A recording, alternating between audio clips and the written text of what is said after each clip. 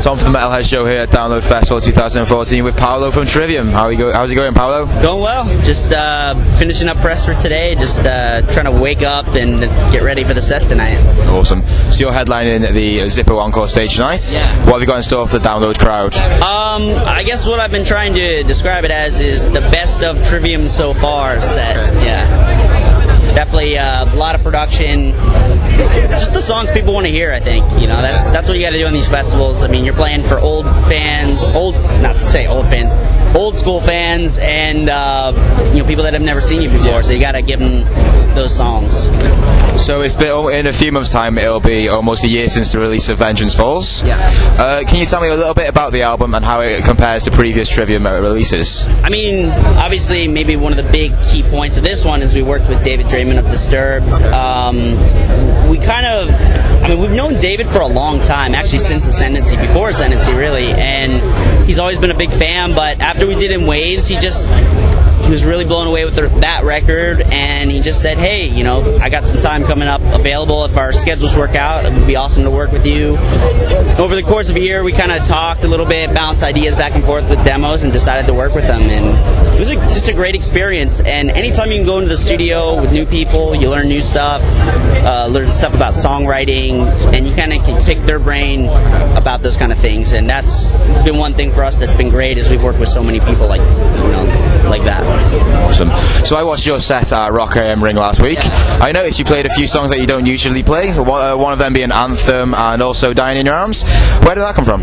Well, it was kind of weird. I mean, over the years, we were always kind of saying, we'd always fight it. You'd be like, yeah, we're going to go out there and instead of playing those songs, let's go play something else a little bit more obscure, something even heavier. And not to say that those songs aren't great, but when you get out on these festivals, these big open air environments, certain songs just lend themselves to being played. And those are two of our biggest songs. And now playing them, it's different because almost, I guess, Anthem would be about 8 years, maybe Dying in Your Arms almost 10.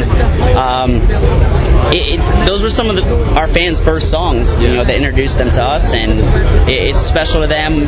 Songs that should be getting played at these shows, and they're fun. They're like some of the highlights of the sets. Awesome. So will you be playing them tonight? Definitely, and a lot more. So we're excited for it.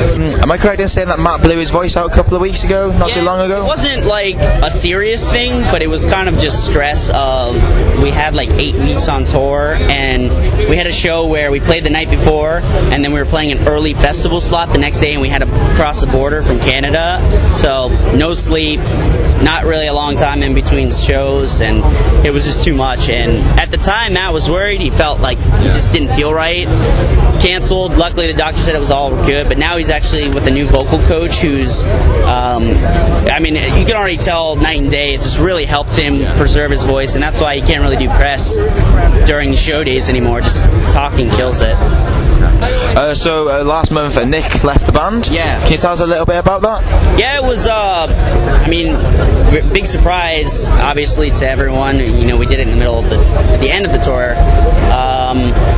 It wasn't one thing that happened. It was kind of just over the course of 4 years. I think adding it all up, we just kind of realized things weren't going where we envisioned them going, and for the sake of Trivium, just for all of us being happy, it was just a decision we had to make, one that's never fun to make. We definitely don't. You don't want to make changes like that, and it's tough. And on the positive side, Nick spent 4 years with us. He did amazing, made 2 great records with us, and we're very appreciative of that and looking forward to where he goes with his music. And on the upside for us, we have found a really great drummer who was amongst us this whole time, Matt Mazzero, who's playing drums for us right now.